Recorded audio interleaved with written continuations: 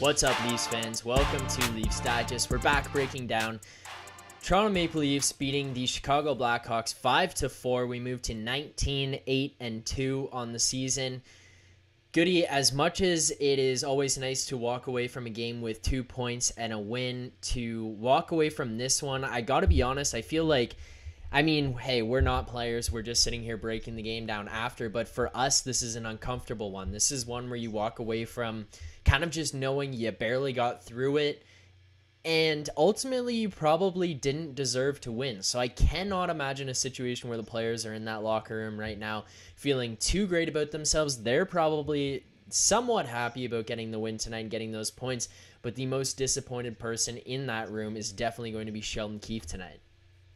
Yeah, it was not a nice effort to see at all. It was sloppy hockey. They had a big lead, started conceding that. And at one point, I don't think that Peter Mrazek played particularly great, but at No. one point he was holding the Leafs in there and giving them a bit of cushion and comfort with that lead that, gave them a bit of a false sense of safety, ends up getting bit a bit. And then we end up at a tie game and then a really unlikely candidate breaking through. It was really exciting, but from the standard of want to watch good hockey all the time, win or lose, this was one of the ones that you win and feel really weird about, especially considering you didn't need to go into overtime to get the W.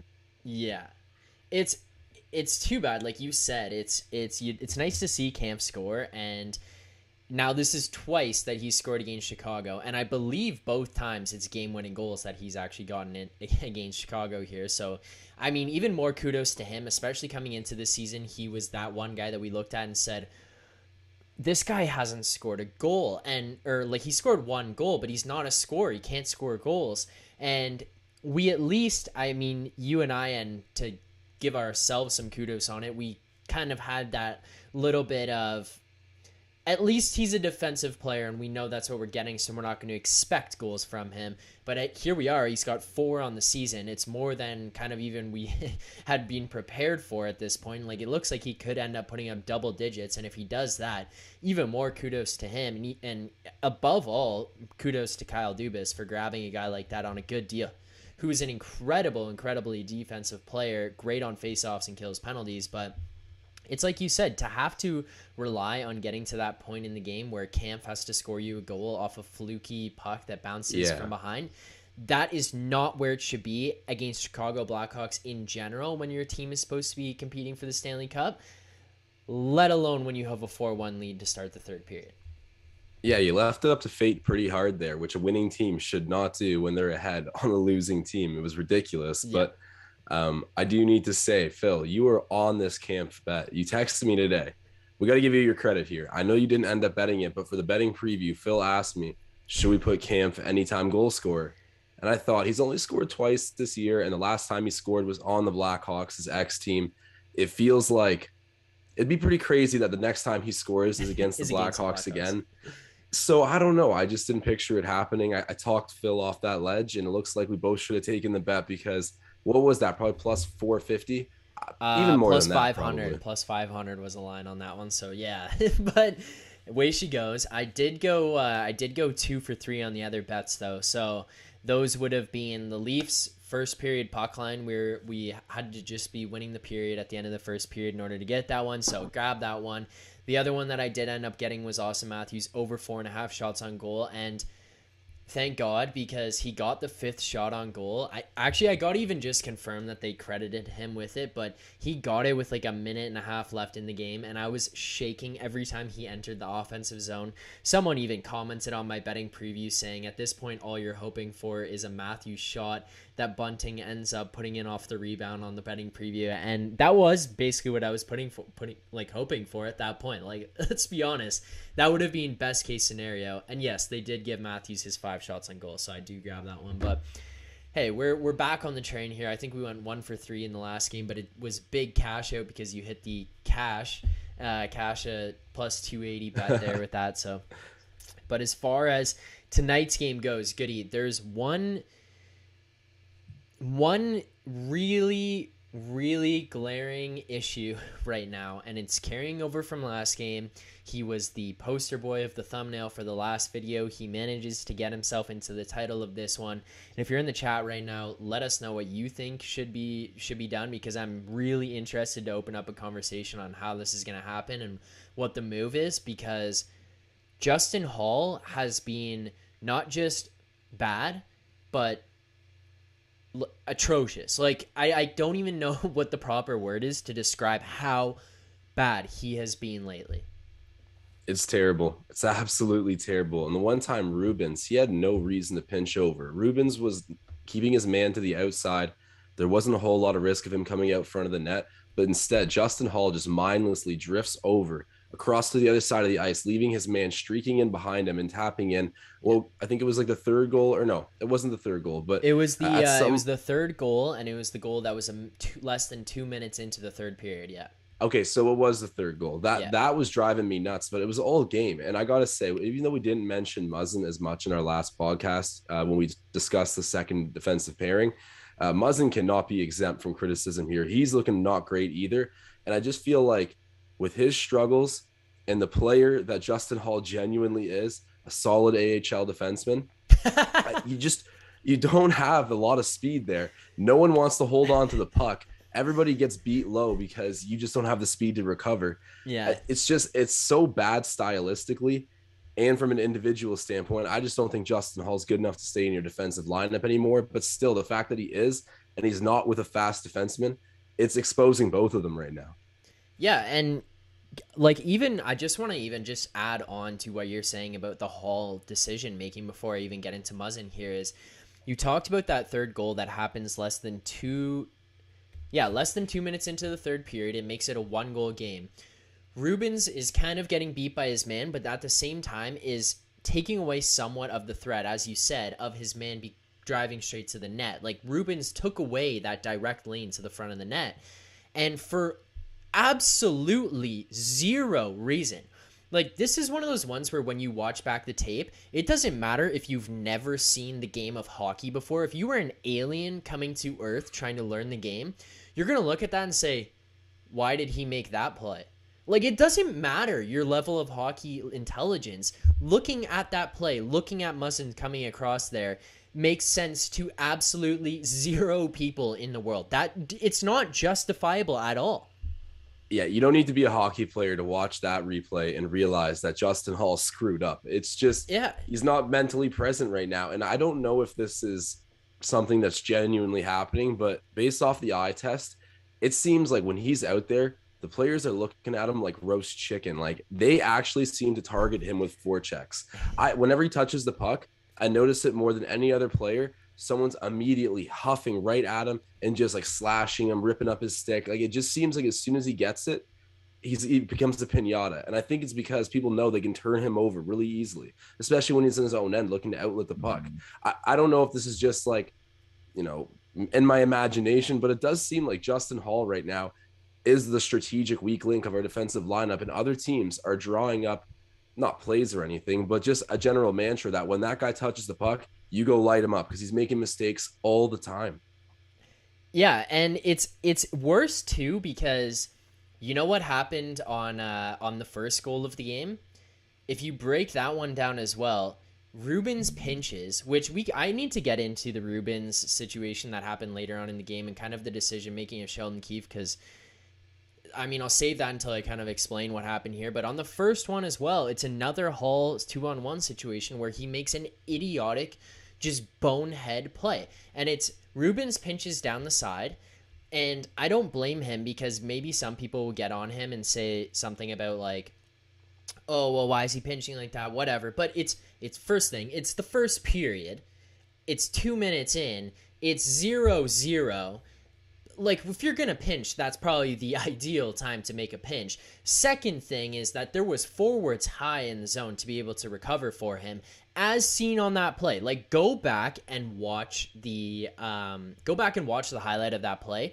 Kampf is back. So it's a 2-on-1 coming down on Holl. Taves carrying the puck down the right side, stick to the inside. Kampf gets the backdoor guy, takes away the pass.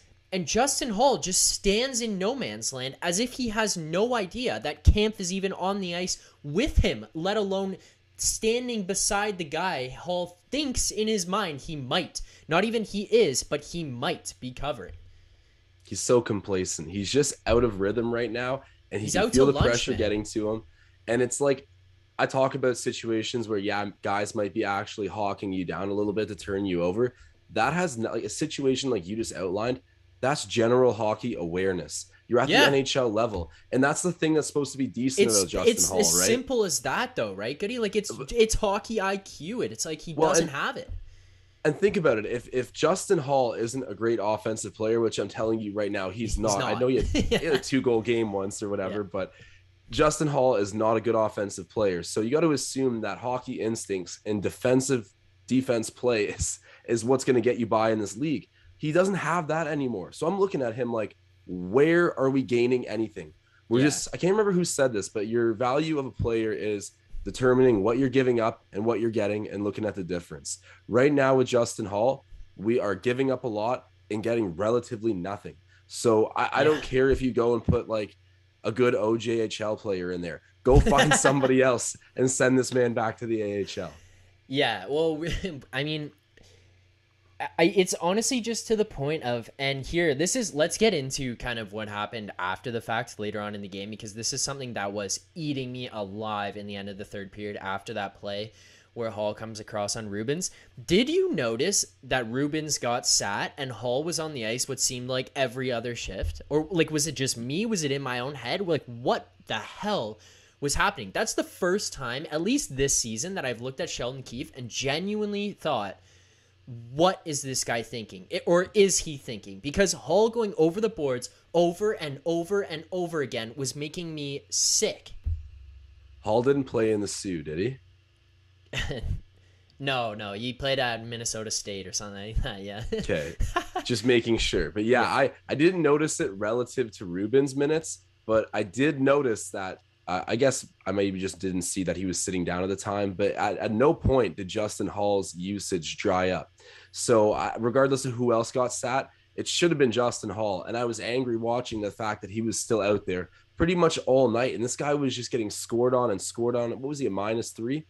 Or at least he was out for like 3 goals against. I don't know if he was on when they scored as well, but Justin Holl was just driving me absolutely nuts today. And if you look at the chat, everyone right now is just beating on Justin Holl. And it's at that point, Philly, where you're giving up so much and gaining nothing. Try something new. The bar doesn't go lower than Justin Holl at the NHL level right now.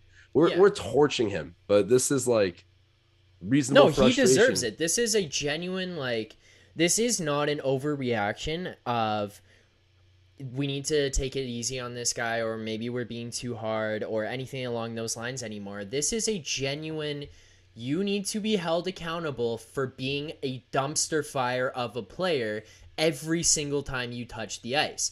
It's beyond not having a good shift here and there. It's to the point of you are no longer a serviceable NHL player. As you said, like, what did you describe him as? A top AHL defenseman? I think I said just a solid AHL okay, defenseman. Solid AHL defenseman. That's where he's at right now. It's the truth. It's the truth. If he went to Buffalo, he'd be on like the second or third pairing, and they are terrible. Like Arizona, he'd be a second or third pairing guy.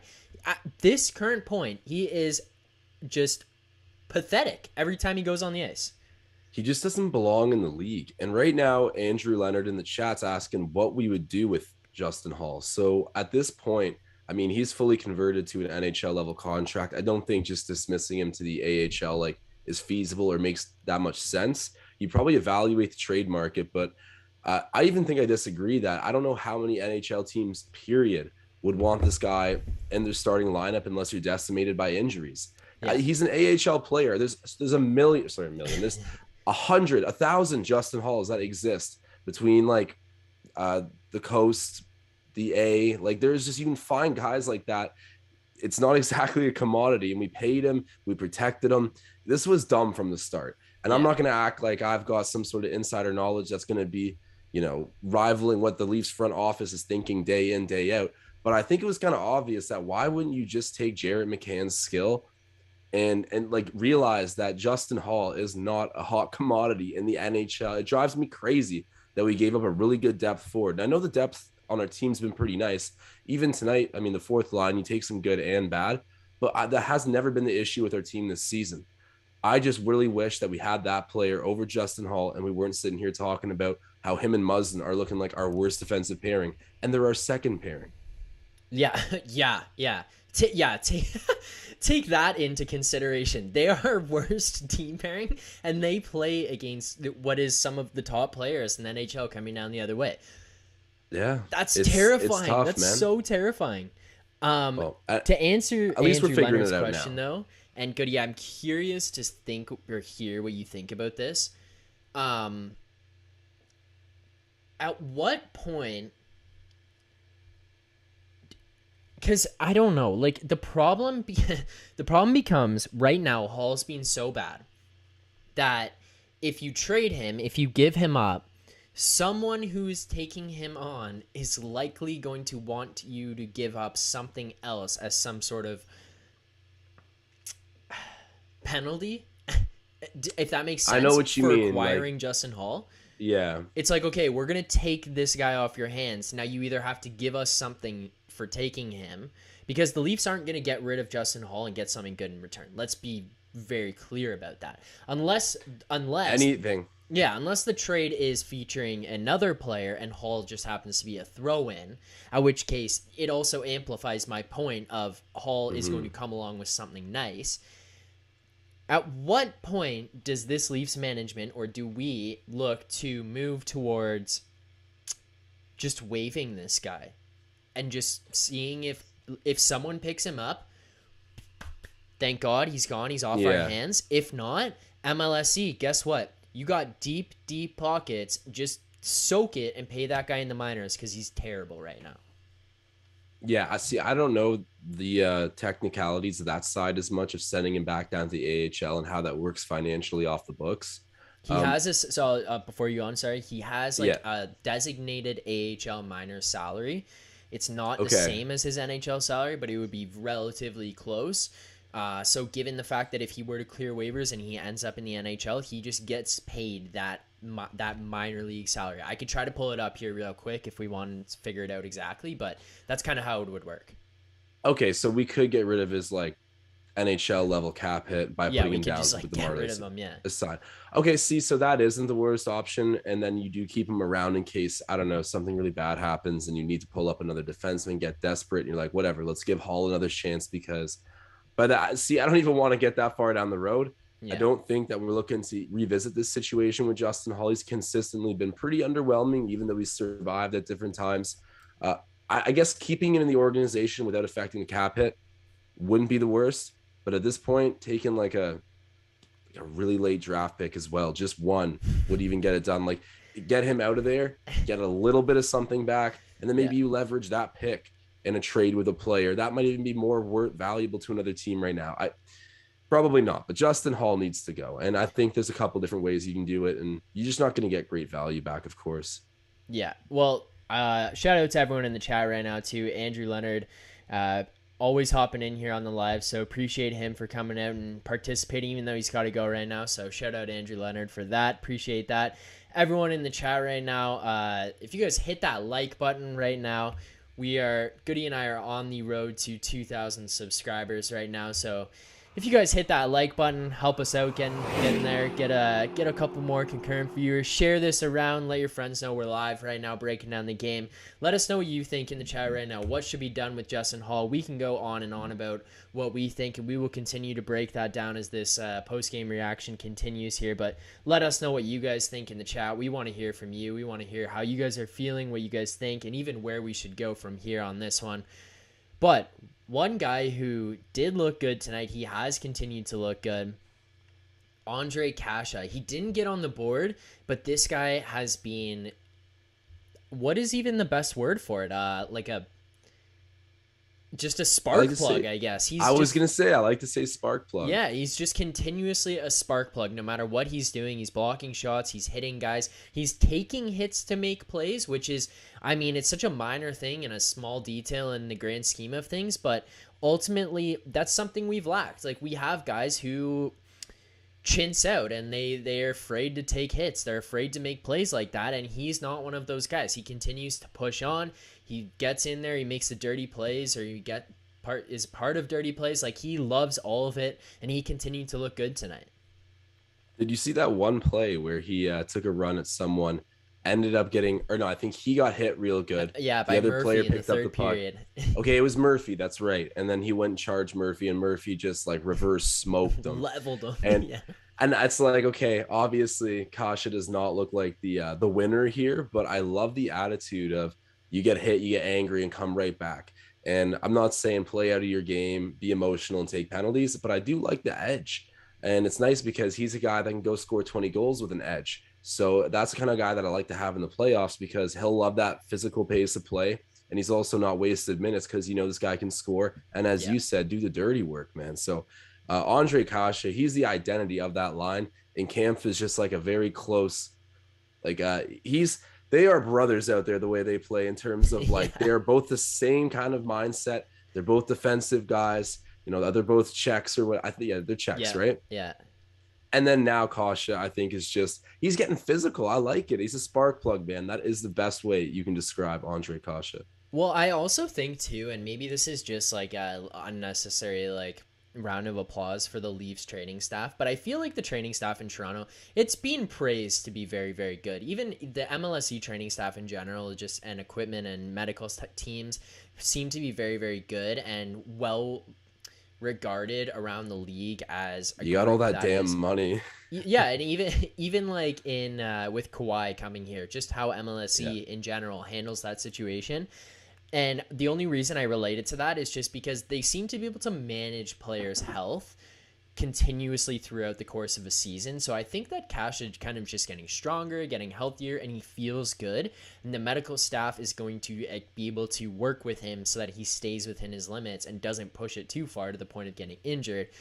I mean, knock on wood, right? But yeah, I'll knock with you. Yeah, just to be able to hold it together and continue to play like this. I kind of feel like that's a benefit of this. But bunch of people in the chat right now is talking about how good Cash is being. Carrie B Music. Cash is so good. I love him with Matthews and Bunting for now as Marner's out. I think that's a good point too, because Bunting, I kind of continue to feel like he's the guy who's going to stay on that line. He almost resembles everything Hyman was in terms of the grit and being able to win battles. But then you add into that the Nazem Kadri crap disturber element of his game where that Hyman didn't have.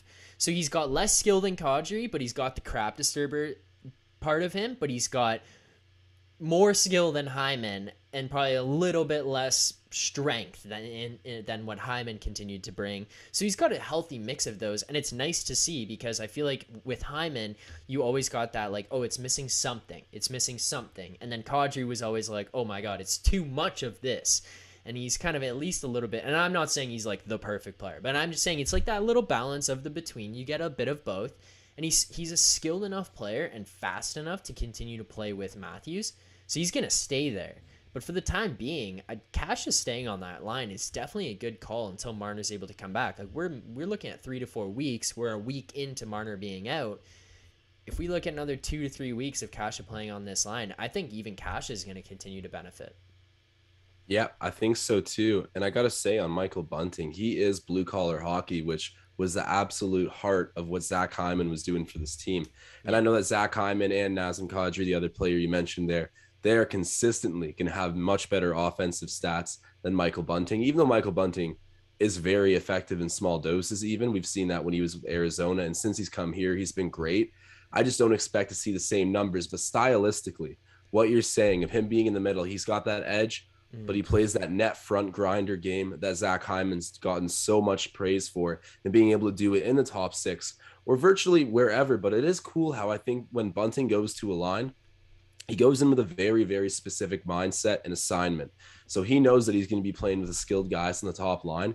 And so I think he tailors his game to blend in like that. And I know it sounds obvious when I say it, like, of course he's going to adapt to his surroundings, but I think he does it at an exceptional level. Because Yeah. when I see him go down in the lineup a little bit, I do see him wanting to hold on to the puck more, be the primary shooter.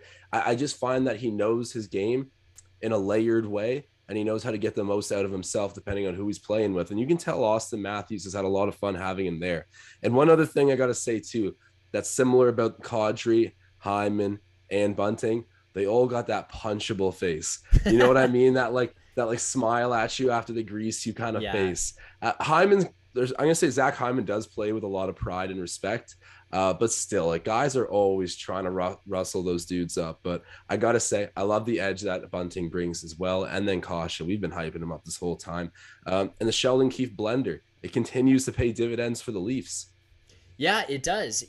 At least, you know what, though? There's one area of the game that I'm going to say that it hasn't seemed to work, and it's been just highlighted in the last, like, couple of games, I guess, is on the defensive end. I just don't like what's going on with the defense, and maybe it's just a general disliking of the defense and the way that it specifically Muzzin and Holl have been playing, and they kind of just don't seem to work with anybody right now. But yeah, you're right. The blender does continue to work, and you even look at outside of the fact that we give up 4 goals tonight and you barely get out of it, the offense still is able to put up 5. And you don't want to have to continuously outscore your problems and have to do it like that and put up big numbers just to win games. But sometimes you have to.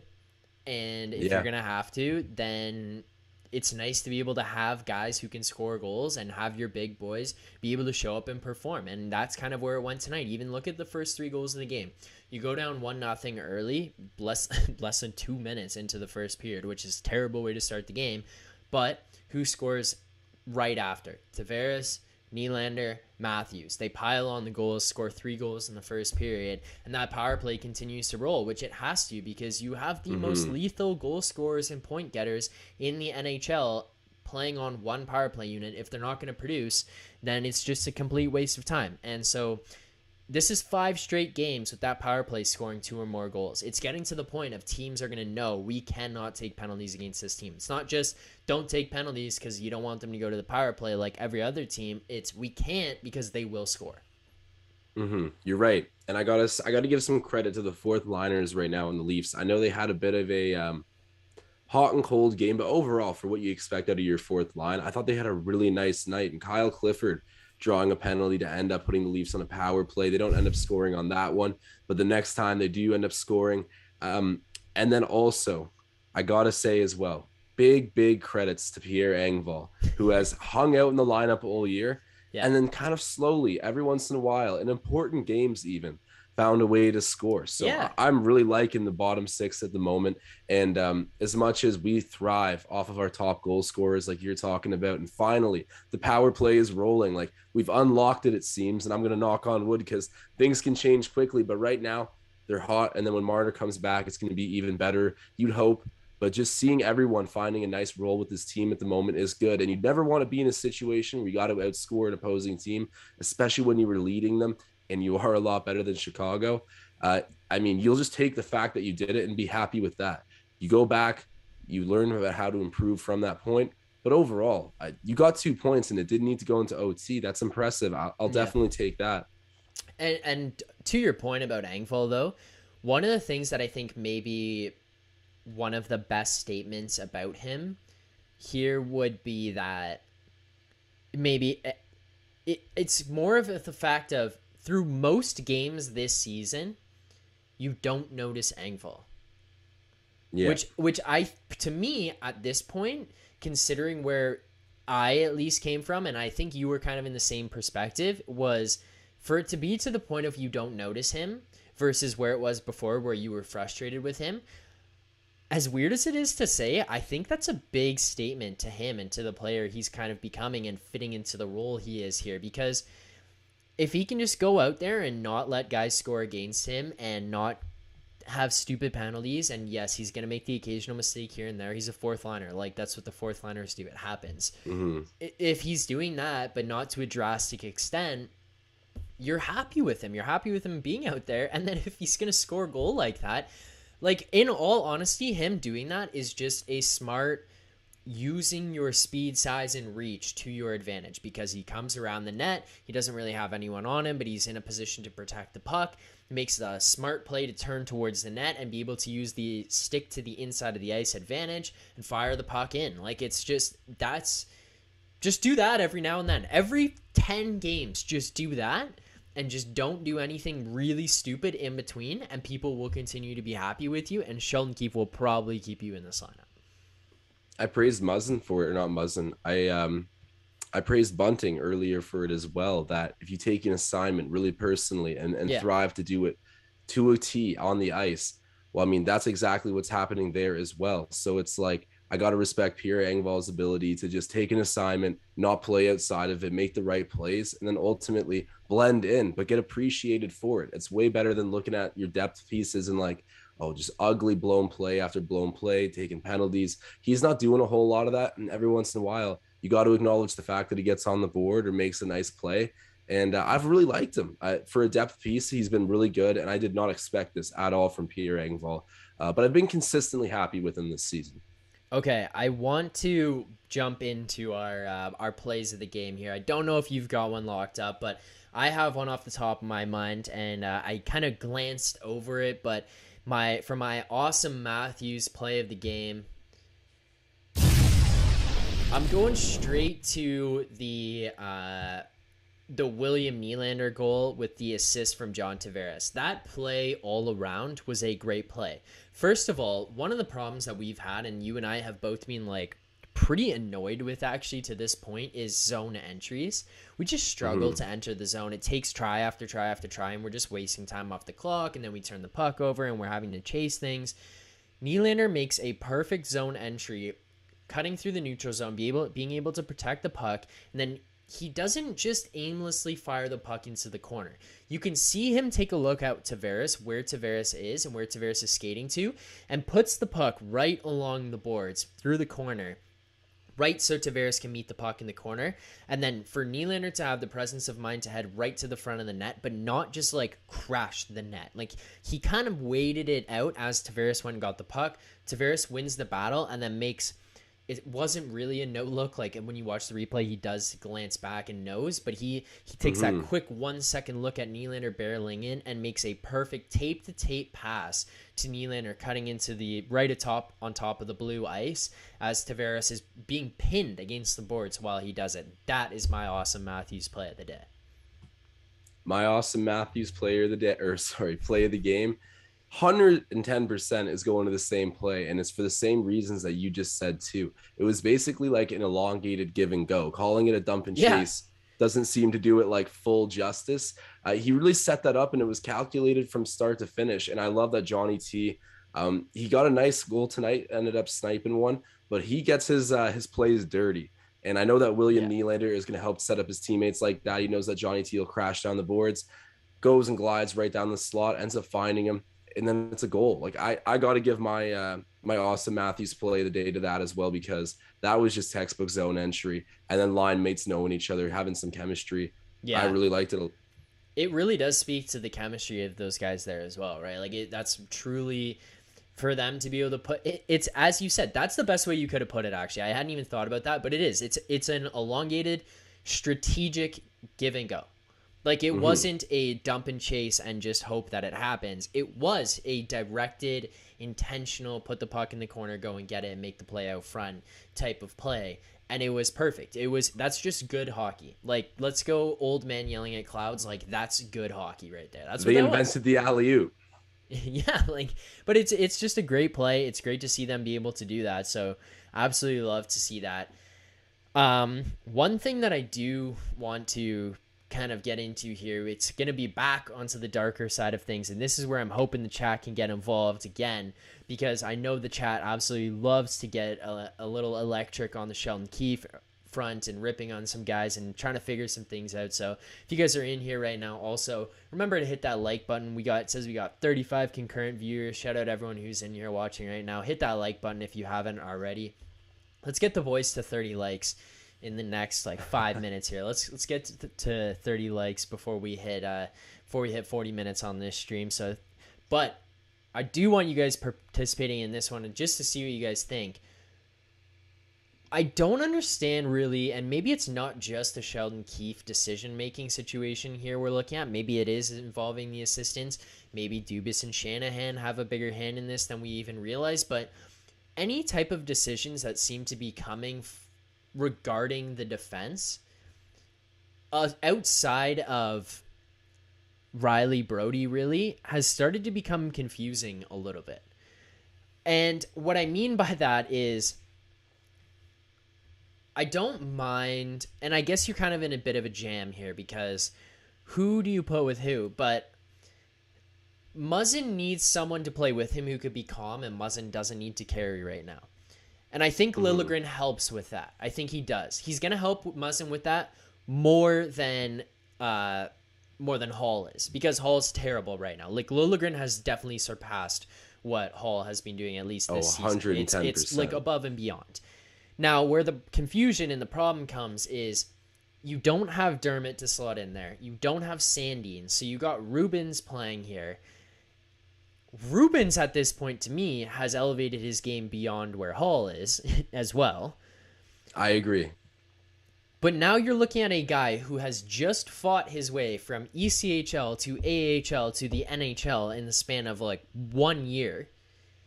And he is being tossed into situations with Justin Holl. Like, I'm feeling bad for Rubens having to play alongside Holl. But then it's like they're getting put out there in poor situations. That just hurts them even more. You know, he's just going to take the fact that everyone around him knows this is a big role that they're putting him into for his experience.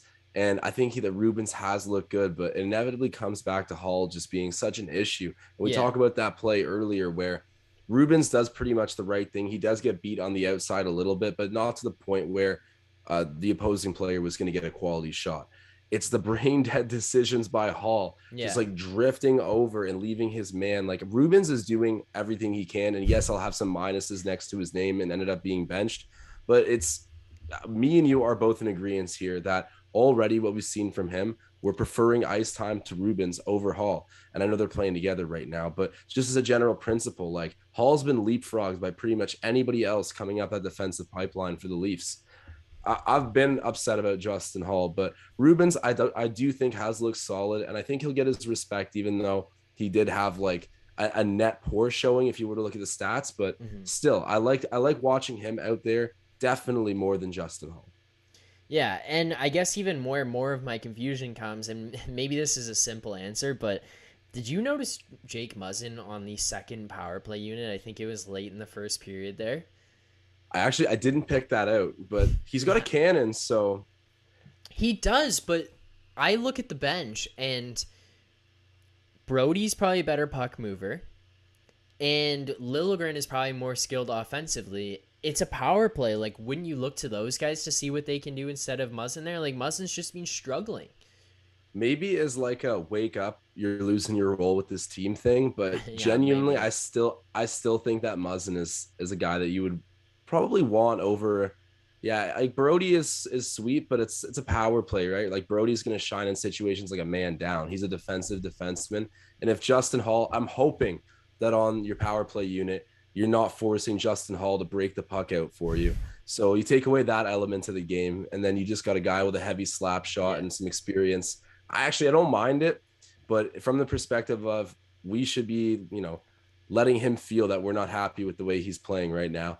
Don't give him power play minutes. I could see that being like an argument for it, but I don't know. I would have maybe kept him on the second unit, even though it didn't pop out to me that he was playing. Yo, here's another thing actually too. Kristen Rigo commenting in the chat, and someone's mentioned it earlier, so I apologize because we actually kind of missed it. Indraj Kang says, who saw the Dubas reaction? Please do something, Kyle. And then he was also talking about the Oh, actually, it was Dyslexic who mentioned you see Keefe talking to Holl on the bench and him rolling his eyes at him. Did you pick up on that, Goody? No, I didn't. So I don't know if specifically it was like intended to be an eye roll. Maybe something was going on, but I noticed it too, and it was Keefe kind of getting in Holl's ear about something, and Holl, I think it was a situation where Holl had his helmet off on the side, and he's Keefe's talking to him, and it did look like an eye roll. It was a weird situation altogether, but that's I haven't seen multiple this people clip. here talking about that interaction. So I just wanted to point that out because it was definitely a weird one. Yeah, okay, I didn't see that. I wouldn't put it past Justin Holl. Maybe it wasn't even coming at a place from a place of like, I'm mad at Sheldon Keefe. I genuinely think that life is difficult for Justin Holl right now with the amount that he's getting targeted on the ice. Like players are looking at him like prey. It's just that they know that Yeah. he's waiting to cough up the puck, and every fourth liner is just like taking an extended run at him to try and make him turn it over. Any player for that matter. So I feel like it probably could just be frustrations boiling over, but um, he cannot be in a good mind state right now with everything that's going on, and maybe Sheldon Keefe's getting under his skin too. I'd imagine that his whole relationship is deteriorating with the Yeah. team, but Sheldon Keefe didn't take him off the ice, so they're probably okay. Yeah, but like even as far as that, it's a weird situation. And then even Kristen Rigo saying, but when Hall was getting reamed out, Keefe put him back out.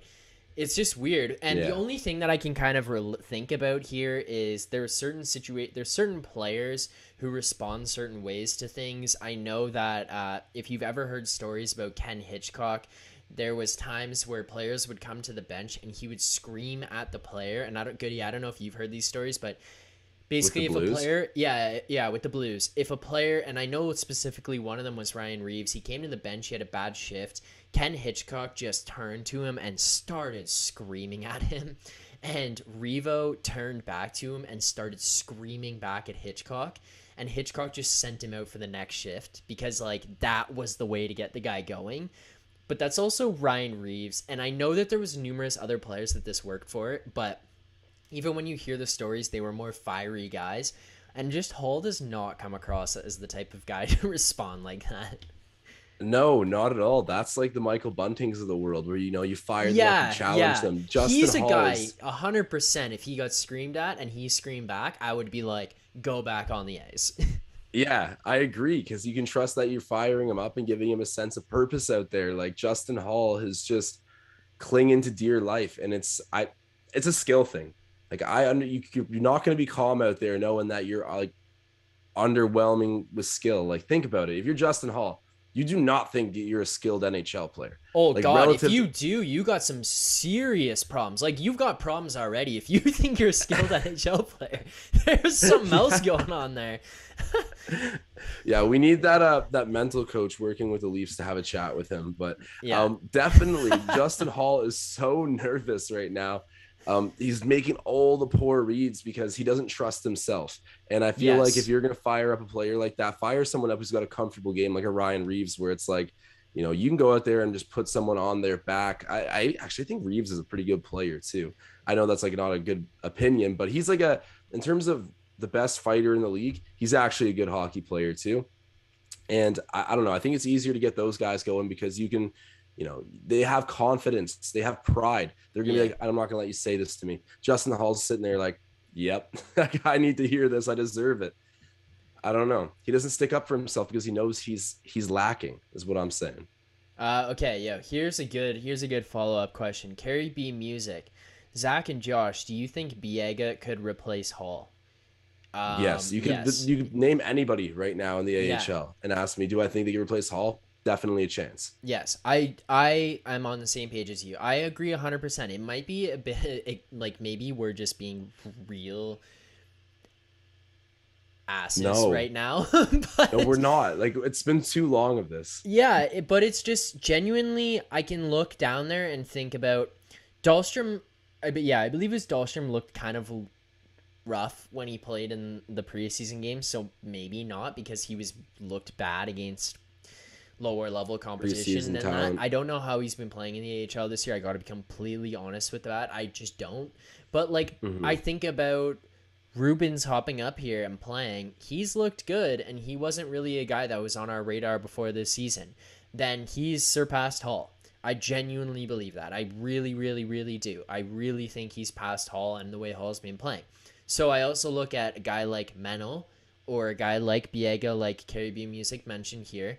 I think that those two guys at least could be able to hop above Holl. And then even if I don't think Dahlstrom's been that great and I don't know what he's been like in the minors, maybe he could just come up here and do it just strictly from the fact that he's played in the NHL before and he has that experience. Like, he might be able to push Holl out here. I don't know, but it's something has to change. You cannot. This here may be a ridiculous statement, and this may honestly be worthy of this clown moment here. I got the clown animation up on the screen here, but this may be one of those clown statements, and you can tell me right now if I actually deserve to be clowned. I would rather play with 5 defensemen next game than put Holl out on the ice. For next game, like, yeah, if it's a one-off game and you don't need to play a season like that, you're definitely in better hands just not having the man there. It's addition through subtraction. Yeah. 110% Philly. And it's like brutal to say, and part of me feels like the Leafs are trying so hard to just like force him through this because they're embarrassed. They're about to die on this hill because it's like, we had this dude who was like a cool project and it really turned into something that worked for a while and we protected him, right? It was a feel-good story. I'm sure they really like Justin Holl. Gave him his money. He's a nice guy. It's like a feel-good story of, wow, like we found you and, you know, really finally panned out and it's working for us, working for you. We protected you. Like, there's just so many reasons why the Leafs now don't want to do a complete 180 of like, we just rather have you nowhere near the club. And it's embarrassing, like in terms of public optics, a front office that takes themselves very seriously. That's the one thing about the Leafs front office is they got, I don't want to call it an ego, but they've got prestige in the hockey world. And this is not a good look. Yeah, this is a big, big skid mark on the underpants of the Toronto Maple Leafs right now. Like, that's what it is. That's one way to describe Justin Holl. But. Yeah, Justin Holl is the skid mark on the Toronto Maple Leafs underpants right now. That's what he's been this season. Yeah, I don't know. Here, Goody, let me put this thought into your mind, and let's just see how you feel. I'll give you like a couple seconds to react to this. Yeah. Our next game, so just put together Justin Holl's play tonight, Thursday night against Tampa, combine them, and then just think about how he's been the season previous to those two games. The next game that we're playing is against the Edmonton Oilers. Just picture Connor McDavid coming down exactly as you said, praying on Justin Holl, skating backwards as Connor McDavid flies in on him.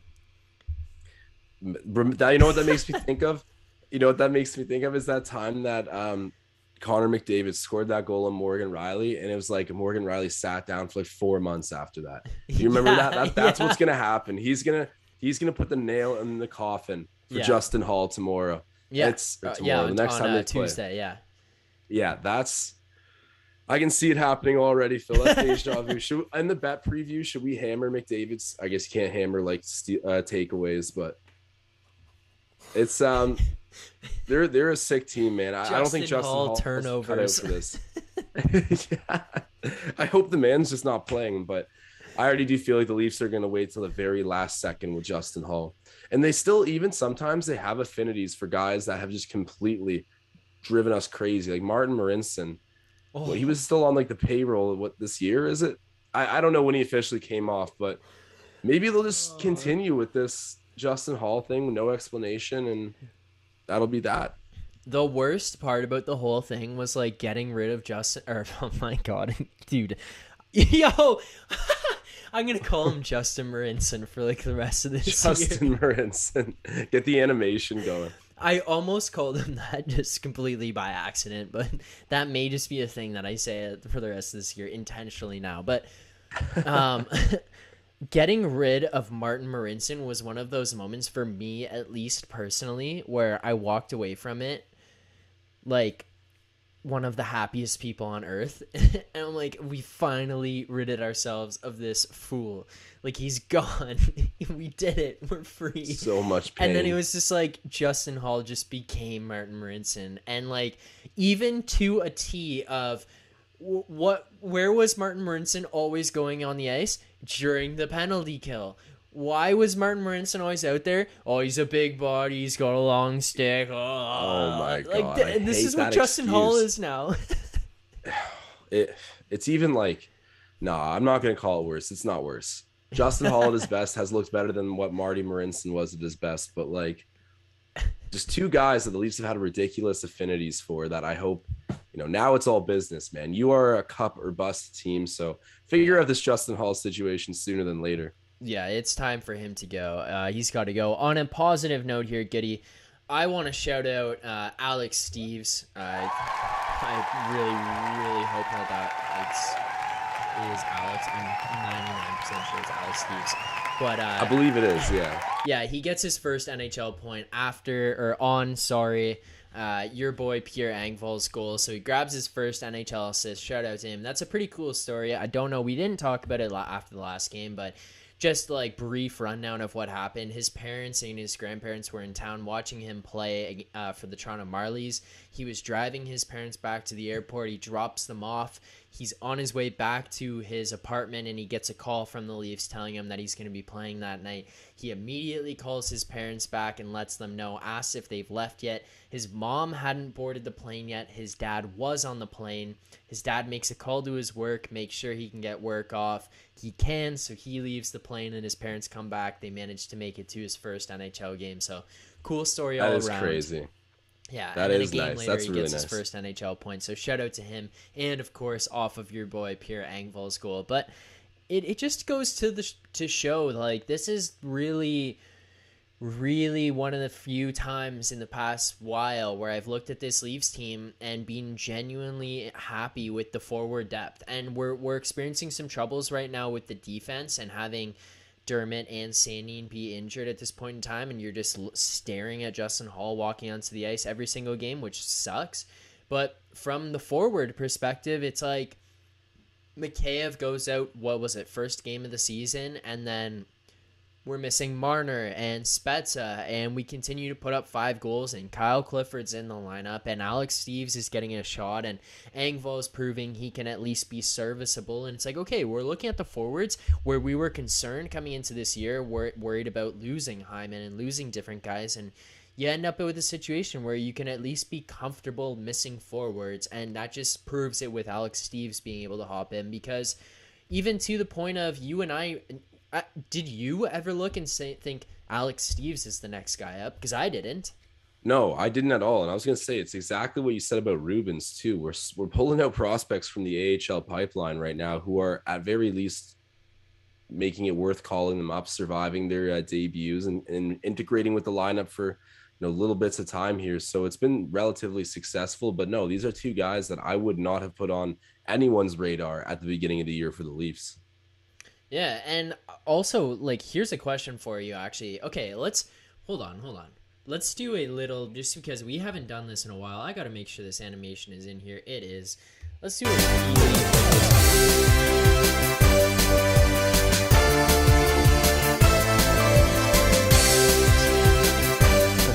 apologize. All right. It is time for Leafs fans to stop ragging on Kyle Dubas and his ability to draft and develop. I've never had an issue with Kyle Dubas at all. I think he's awesome. I've gone at Sheldon Keefe a few times for sure. But when it comes down to Kyle Dubas, I think he's done a really good job in the front office, even in years where it didn't work out.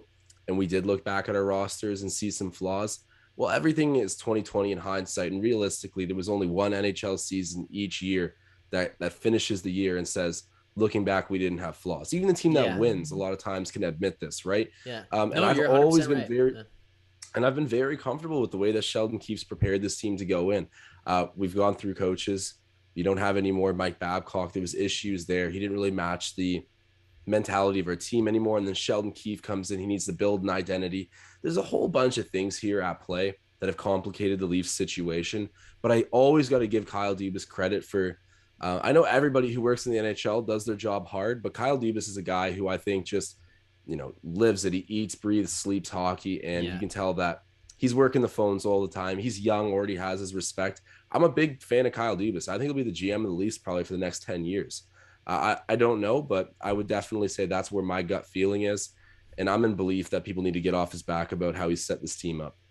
Okay, and before we continue on here, I got a couple more belief and disbeliefs going just because of the theme of things, and we've got some comments in the chat, but chat, want you guys to participate in the belief or disbelief. So anytime I'm saying stuff about belief, disbelief, let us know if you belief or disbelief as well. But also want to shout out here, which is going to bleed into this point, is Matthew Hayward says this game was Kampf's revenge 2, uncomfortable. Yeah, I saw that. I was about to say something and it just cracking me up. Okay, so Goody. With David Kampf, he scored 1 goal all of last season. Through 29 games this year, he has 4. David Kampf finishes this season with more than 10 goals. Belief or disbelief? Disbelief. I know he's on pace to do it, but this guy, even when he does score, there's no business scoring at all. Like 3 of these goals that I can think of, one of them went in the net probably like 4 seconds after he touched the puck last. It was like Buffalo goal. Yeah, it was ridiculous. And then tonight, that was just a lucky bounce where the goalie wasn't even in the net. And right there's half your goals, and they really shouldn't have happened. I'm just not convinced. I think he'll come close. He get 8 or 9, and I really hope he does get 10. But the gut feeling is telling me it's disbelief on this one. I'm going to counter you here, and I'm going to say belief. But here's my justification for the belief on this one, okay? Mm-hmm. It has nothing to do with David Kampf and everything to do with Ondrej Kase. Okay. That definitely gives merit. Yeah, so my thought on this is, and I may be wrong, and fair enough, but my thought on this is that when Marner comes back and Spezza comes back, we're going to see some reshuffling, we're going to see some adjustment, and even if Mikheyev starts to come back, Kampf is going to play with dyslexic saying disbelief. So the Kampf there, that's pretty good. But Kampf is going to start to play with some more offensively inclined players than who he's currently playing with. And Kase at the beginning of the season looked really good from an energy perspective, but just couldn't kind of put it together between his legs, his heart, and his hands. And he's kind of getting there now. He's able to score. He's producing. He's creating chances. And when he continuously goes back out there on the ice with Kampf again, and it starts to get that chemistry rolling once again, or even if Mikheyev hops back on that line, I think Kampf is going to have a lot more opportunities, even just as you said, right time, right place. Like, he doesn't have to do anything, but it'll be a rebound or a tip, or it will just hit him in the ass and go in the net. I just kind of see that being the perspective. And honestly, I do genuinely feel that if I miss out on this one and it ends up being you're right, and he doesn't hit it, I think he's going to be at like 8-9 goals. Like, I think he'll be like right there. Yeah, I think so for sure. And I'm with you in terms of what I want to see. Maybe a bit optimistic, but the numbers agree with you, right? Like, he's on pace to do it. So we'll see. And his whole line's been a big focal point for the Leafs. I'd assume that their role continues to expand, if not stay strong. Yeah, and Gordon Graham saying what Dubas has done to make up for some key losses, such as Hyman, is remarkable. Kampf, Kase, Ritchie, and Bunting equal Hyman's contract. Outstanding. I agree with you. It's just been, he has managed to fill pieces in at a good value, at good contracts, which is what you need. And I mean, you can't directly compare it to Tampa, but look at what they have there. They have lesser salary cap restrictions, but you've got a good amount of money tied up between Kucherov, Hedman, Vasilevsky, Stamkos, points, not on that much of a heavy contract, but still making a good amount of money, you have to look down your lineup and be able to filter guys in and out for relatively cheap deals. You look at what they brought in with Pat Maroon, Blake Coleman, Sorelli, having him be a guy that fits, and then even look at Ross Colton. Colton was a younger guy, hops in, he fits into the lineup last season, becomes an integral part. I'm pretty sure he scored the game-winning goal in the Stanley Cup Finals. Like, it's just, you need guys to filter in here and there. Pittsburgh, honestly, for example, is a good one to look at because they have their core key guys who are there every single year. Outside of them, you always look at Pittsburgh and say, who the hell is that guy? And they filter into the lineup, and they're on good contracts. They fit in with the money. You have a good goaltender, a good defenseman, Chris Letang. Maybe that's your Morgan Riley comparable. And then you look at your top-end guys that they always had there, and you moved on from. But you had Crosby and Malkin, and then you look at Kunitz and Dupuis, and you go through the list. You filter guys into that, and that's kind of what Kyle Dubas is looking to do here right now. So it's been good. Pittsburgh's a very good example of that, actually. They've played winning hockey with just a different supporting cast for their stars almost every couple of years, and they've always been sniffing and flirting with a cup, and they've won it a few times. So I definitely got to say that's a good example using Pittsburgh. And the Leafs are built deeper now. Yeah. And I'm not just saying that. Like, our fourth line, especially with Jumbo out there, like, Joe Thornton played so much in the first in the first round. It was ridiculous. I'm more comfortable with who we've got on the team now, and we don't lack leadership. So I like this Leafs team and the way it's built at the moment. And shouts out Kyle Dubas, Gordon Graham, giving him some respect there. Yeah.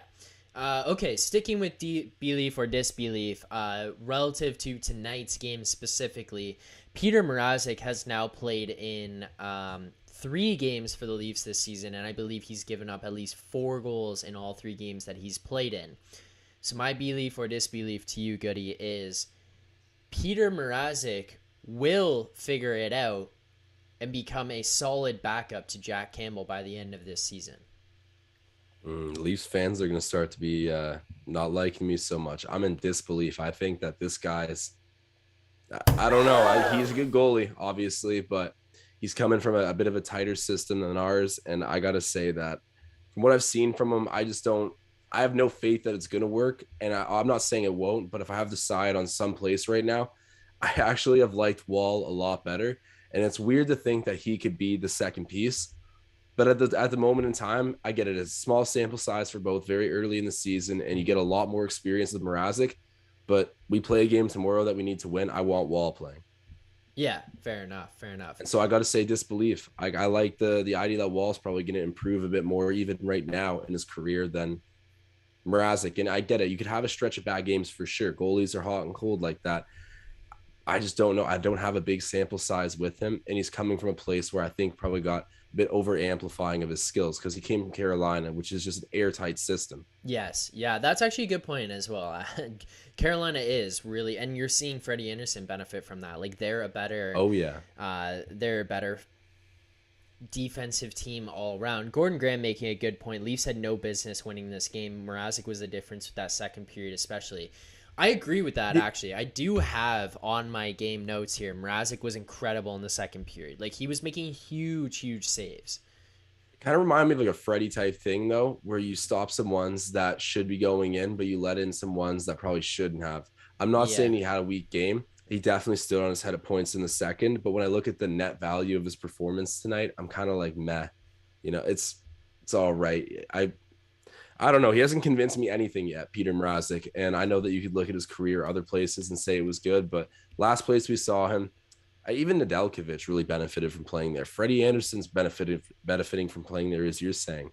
I got to see more from him, but right now I'm in disbelief. Where are you sitting on that one? Well, you kind of made a point here, which really got me thinking about it. That's going to lead me towards my answer, and I'm going to go with belief.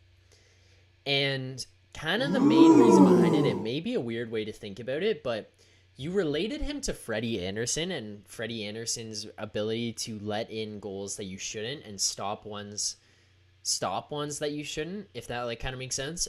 And you kind of seen that from Mrazek through these 3. I think that if he can get his injuries under control, my apologies, if he can get that figured out, then I think he can provide somewhat of a Freddie Anderson type presence in that net. And that may be enough to just be a good backup. Like he doesn't have to be the guy going in there night in, night out. That was where we would get frustrated with Freddie as fans. That's where we got frustrated because we was like, oh my God, you're the starter. You're supposed to be a guy winning us games, not losing them. And if Mrazek can go in there and just be, and it's a sad way to look at it, but you know what he did tonight? He let in one less goal than the other goalie. Yeah. And that's what he did against Detroit when he had the 4 goals against. Like, can he be a backup goalie at the NHL level? Yeah. Is it like an ideal situation? Probably not. Well, it's on paper it is. Like, you would take Peter Mrazek as your second guy, but right now I just like the play of Wall more. But it's obviously Peter Mrazek who's the favorite to hold on to that spot. And I hope he does, because I like the idea of having more experience, ready to hop in for us on back-to-backs and any other night where Jack Campbell won't be able to play.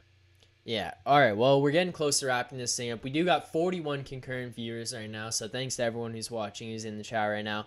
We're at 35 likes. If you guys can get us to 40 likes, that would be greatly appreciated. Just slam that like button in there right now. We would absolutely appreciate that. We are going to get into our final segment here, though, before we wrap this live post game up. Goody, let's get into our grades of the game.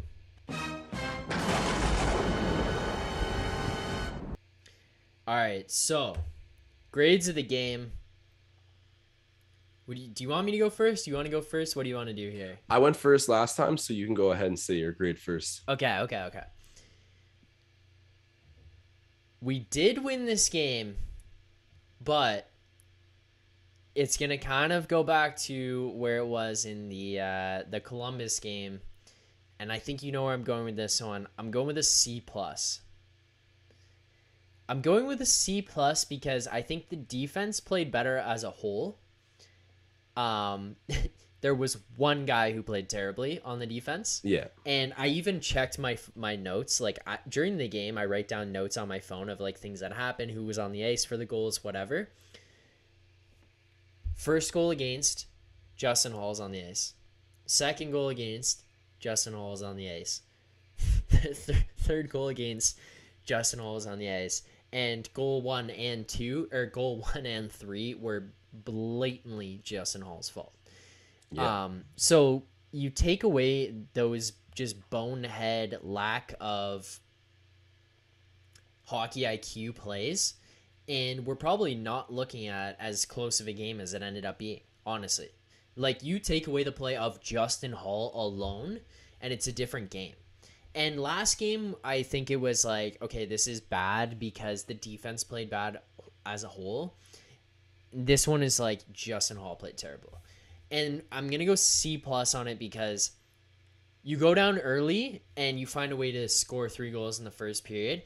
Your power play has looked really, really good. The zone entries on the power play have looked better. You still get all 3 big boys scoring, and Marner being out, so I just say all 3. Nylander, Tavares, and Matthews all score. And then you manage to pull out some depth scoring between Engvall and Kampf. So I'm happy with that. Mrazek gets in. He doesn't do great. But it was his first game back in like a month and a half, 2 months. Like, I don't know what you're really supposed to do about that. So at least he gets in there.